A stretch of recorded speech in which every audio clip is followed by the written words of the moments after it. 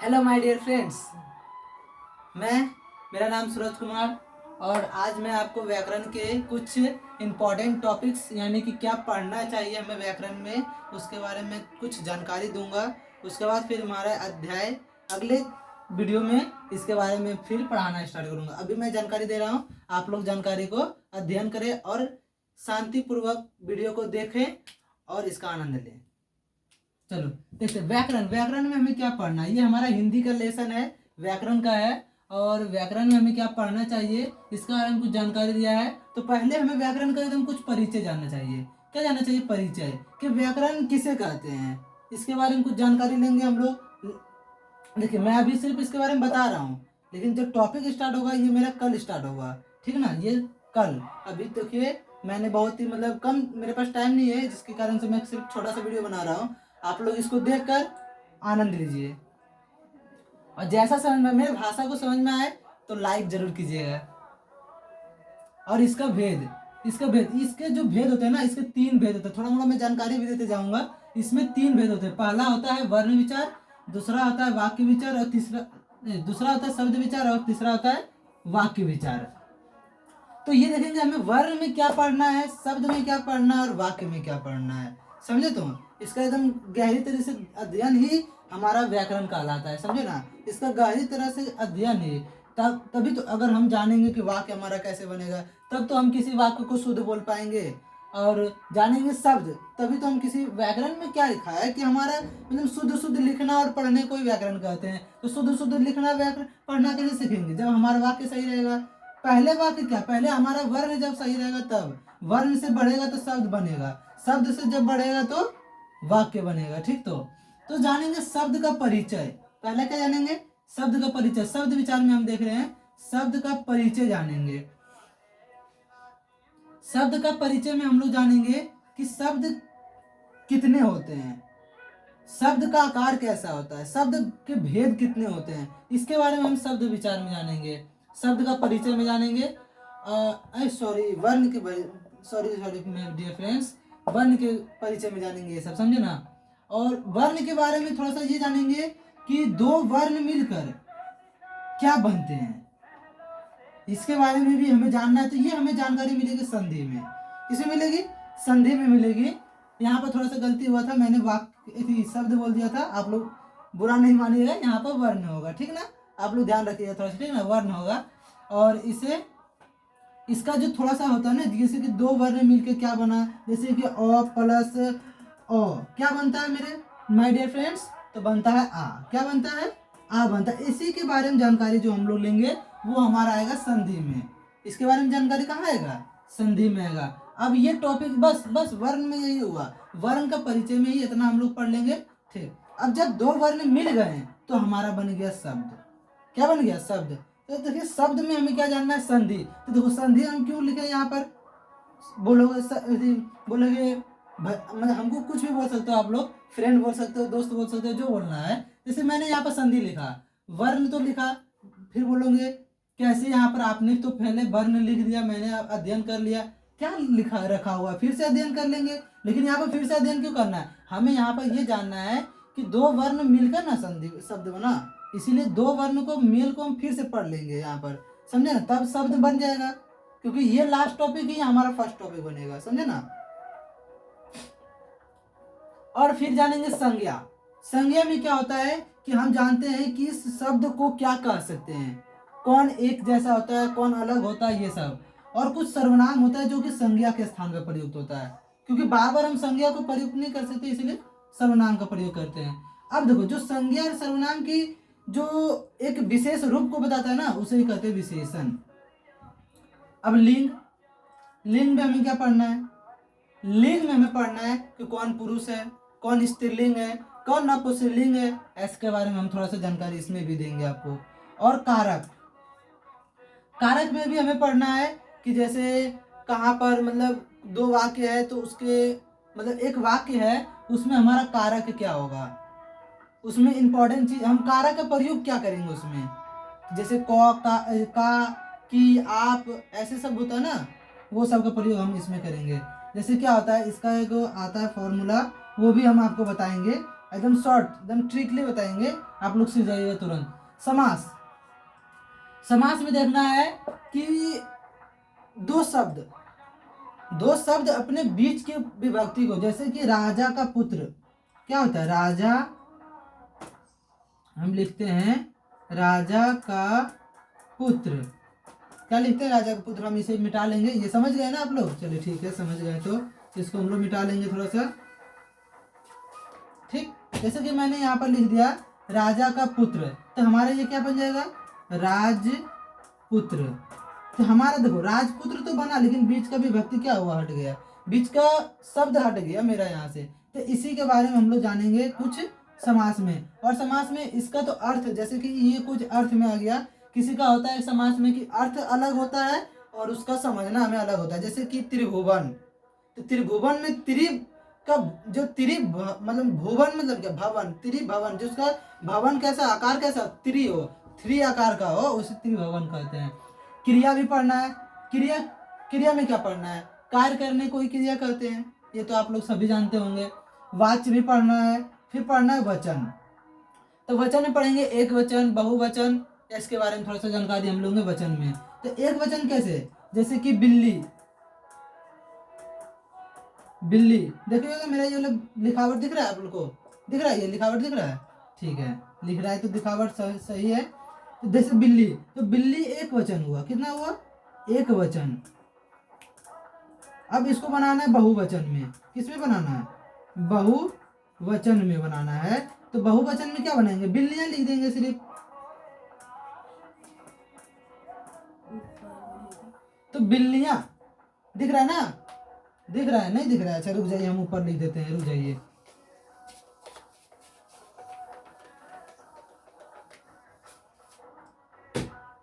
क्या लिखे हैं, बिल्ली लिखे हैं, आप समझ जाइएगा, बिल्ली है एक वचन, ये हमारा क्या है, एक वचन है, ये मेरा एक वचन है, समझे, तो ये मेरा क्या है, एक वचन है। अब इसको बनाएंगे बहुवचन में, तो लिख देंगे बिल्लियां, ये हमारा हो गया बहुवचन। देखो ये मेरा बहुवचन कैसे हुआ, क्योंकि बिल्ली हम सिर्फ एक बिल्ली को कहेंगे, अब बिल्लियां, बहुत सारे बिल्लियों को, समूह को बिल्लियां कहते हैं, ठीक ना। तो ये इसी के बारे में जानकारी हमें लेना है, किसमें, वचन में। अब कुछ ऐसे वर्ड होता है जैसे कि यहाँ पर एक वचन हो या बहुवचन, दोनों को एक ही रूप से संकेत करते हैं, इसीलिए समझे ना, उसमें भी कुछ है, तो हम उसमें नोट लिख के भी आप लोग को बताएंगे, तो इसके बारे में कुछ ऐसी जानकारी मिलता है, ठीक ना। अब देखिए बस इसके बारे में इतने जानना है, शब्द के बारे में इतना ही जानना है, समझे ना। अब आ जाता है हमारा वाक्य, तो वाक्य में परिचय जानना है कि वाक्य किसे कहते हैं, वाक्य बनता कैसे है, उसके बारे में देखना। फिर हमें वाक्य बनाने के तरीके को जानना है कि कौन मिश्रण वाक्य है, कौन समतुल्य वाक्य है, ऐसे ऐसे करके आता है, तो इसमें हमें जानना वो, समझे ना। चलो ठीक है, इसके बारे में ये जानना है, और भी बहुत सारे आते हैं। व्याकरण में ये हमारा कुछ है बेसिक, कि इसको क्या कहेंगे, बेसिक, बेसिक कहेंगे, इसे बेसिक कहते हैं, ठीक ना। इस ये सब जानना हमें पहला से यानी कि 1 क्लास से 12th क्लास तक, मात्र हमें व्याकरण में इतना ही पढ़ना पड़ता है, इतना ही पढ़ना। कुछ जैसे कि आप अब 1 क्लास में जो व्याकरण पढ़िएगा वो 12th क्लास में थोड़ी ना पढ़िएगा, एडवांस हो जाता है थोड़ा मोड़ा, तो पढ़ने का तरीका एडवांस होता है, ये नहीं कि व्याकरण भी एडवांस हो जाएगा, व्याकरण होता नहीं है, पढ़ने का तरीका एडवांस हो जाता है। तो कोई हम नाउन में पढ़ेंगे, जैसे कि यहाँ पर थोड़ा मोड़ा, तो उसमें नाउन भी देता है, और इंग्लिश में जाने के बाद कंटेबल, अनकंटेबल, ऐसे कुछ वर्ड भी आ जाते हैं। तो जैसे जैसे क्लास बढ़ता है वैसे वैसे जानकारी भी बढ़ना जरूरी होता है, इसीलिए, समझे। तो चलिए ठीक है, तो हम इसे मिटा दें, और भी आता है व्याकरण में, हम उसे अभी अभी लिखवा रहे हैं।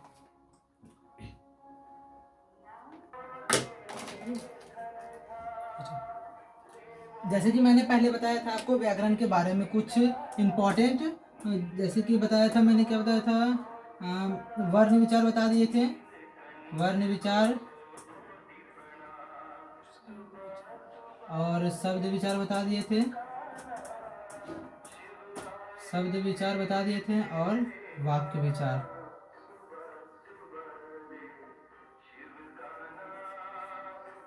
मैंने ये तीनों के बारे में बता दिया था, जस्ट अभी तुरंत मैंने बताया था, अब यहाँ पर आता है कुछ इंपॉर्टेंट लाइन, यानी कि ये सब में भी हमें पढ़ना है कुछ, क्योंकि ये सब भी हमें पूछा जाता है एग्जाम में, कंपटीटिव एग्जाम में, जैसा भी आप एग्जाम में बैठे। तो हिंदी में निश्चित है कि आपको पूछेगा विपरीतार्थी शब्द। विपरीतार्थी शब्द का मिस होता है उल्टा शब्द। क्या होता है? उल्टा, उल्टा या विलोम, विलोम शब्द, समझे? ये सब थोड़ा बहुत ध्यान रखिएगा। परिवाची शब्द मतलब जैसे कि आग, आग का क्या, आग को आग क्या क्या कह सकते हैं? तो आग को अग्नि, नील, ये सब भी कर सकते हैं, ठीक है ना? तो इसके बारे में भी हम जानकारी देंगे आप लोग को एकदम आराम से, और आप लोग पढ़िएगा आराम से, मजे से पढ़िएगा, चिंता मत कीजिए। ये स्टडी यूनिट पॉइंट में आप लोग को ऐसी जानकारी मिलेगी ना कि आप लोग सोचते रह जाइएगा कि कौन सा ऐसा चैनल खुल गया जो हमें इतना अच्छा हिंदी पढ़ा रहा है। आपको मैं और सब्जेक्ट पढ़ाऊंगा, साइंस, मैथ,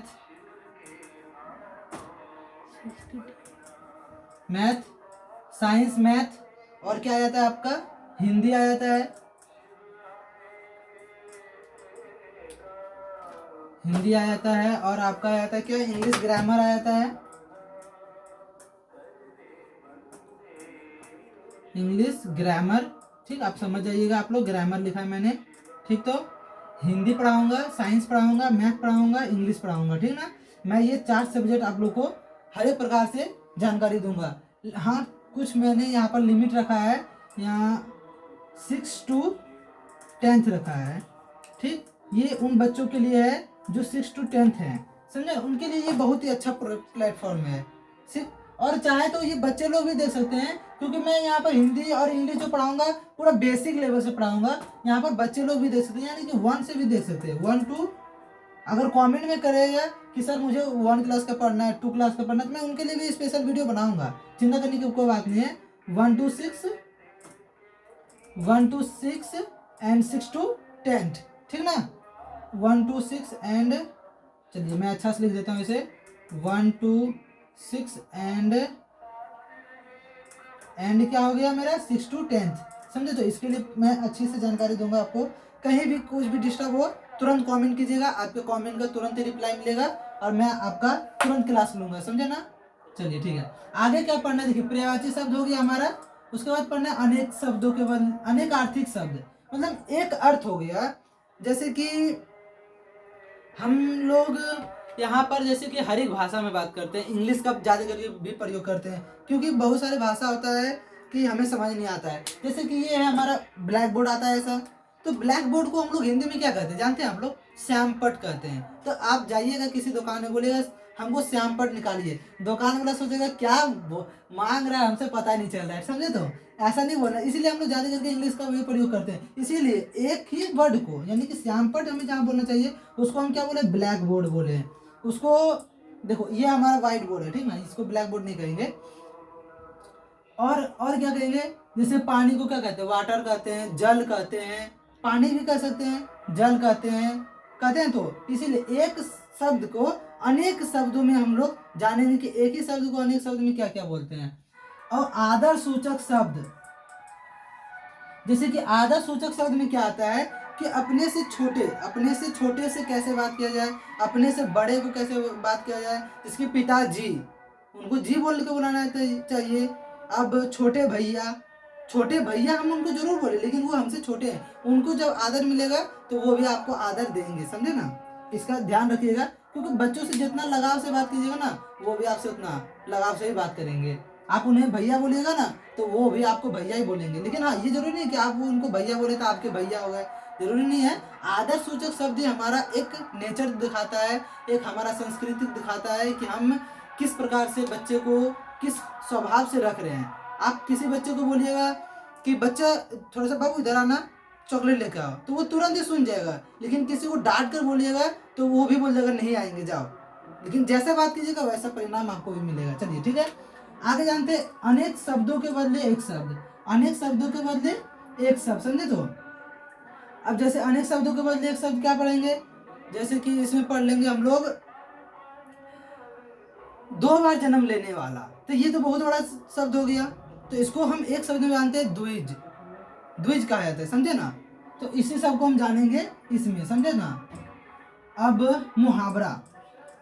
मुहावरा आती है, लोकोक्तियाँ भी आती हैं, ठीक ना। उसके बारे में भी मैं आपको जानकारी दूंगा, भले यहाँ पर लिखा हुआ नहीं है, कुछ टॉपिक है जो मैंने यहाँ पर नहीं लिखा है, आप लोग कमेंट कीजिएगा, मैं आपके कमेंट का तुरंत रिप्लाई दूंगा और वीडियो बना के भेजूंगा, ठीक ना।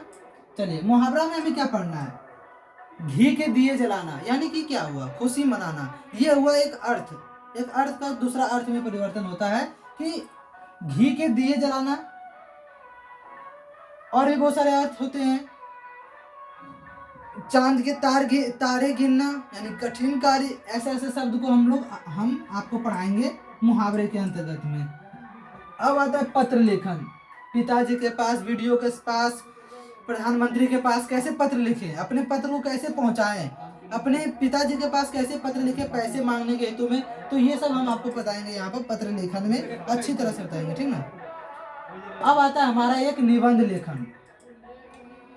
तो बहुत सारी परीक्षा में तो ये निश्चित आएगा निबंध लेखन। निबंध एक ऐसा चीज होता है ना कि आप उसके बारे में कितना जान रहे हैं। आपको बोल देगा महंगाई के बारे में लिखना है, तो आप लोग जान ही रहे हैं कि आजकल हमारे शहरों में महंगाई कितना है, समझे ना। आप लोग जान लीजिएगा कि महंगाई कितना है, समझे तुम।